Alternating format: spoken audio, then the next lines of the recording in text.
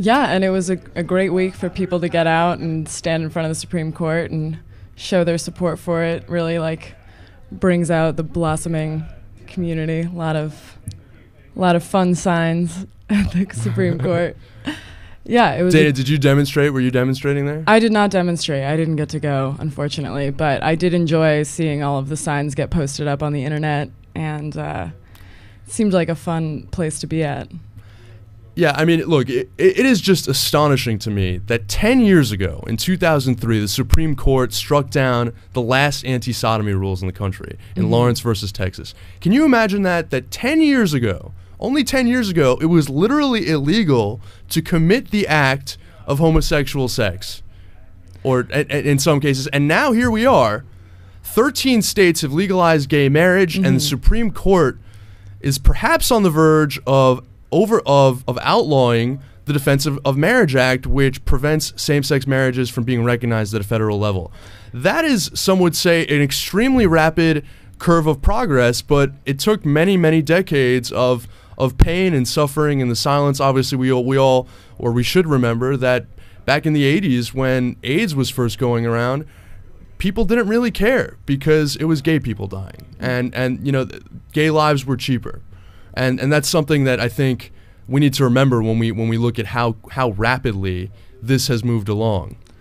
Yeah, the change in public opinion has been amazing over the last 10 or 15 years. When you see just the two lines crisscrossing, so 10 years ago it was 58% opposed, and now it's 58% in favor. And you have states legalizing it left and right.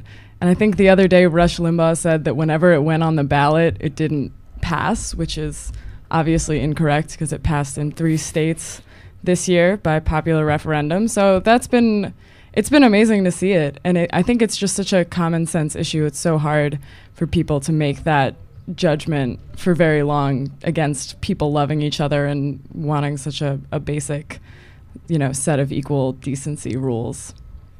Yeah, there's no question about it. And of course, there were 2 cases that the Supreme Court discussed. One case, entitled Hollingsworth versus Perry, dealt with the constitutionality of Proposition 8, a law on the books in California outlawing same-sex marriage, which was passed by popular referendum several years ago. Of course, the government, the governor and the attorney general in California have said that they do not believe that law is in force and they do not recognize it anymore. And of course, an additional case was Windsor versus the United States. Edith Windsor, an 83-year-old widow who was married to another woman, and when her wife passed away, she had to pay $363,000 in back taxes because, of course, according to the Defense of Marriage Act, her marriage, I guess, was legal at the state level, would not be recognized legally at the federal level. We've got a great show ahead. We're going to be talking more about the Supreme Court's oral arguments, of course, and dealing with that, we're going to have Shane Farnan, the Supreme Court correspondent for Talk Radio News Service, here in studio with us to talk about some of the bigger legal nuances in these Supreme Court cases. We're going to talk also with Cliff Schechter about the latest in the gun battle, and also just about the craziness, of course, in Fox News and the right-wing media, as usual. They seem to have done some 360s there, and they're flip-flopping on the gay issue. We're going to ask his opinion on that. So stay tuned when Take Action News continues after this.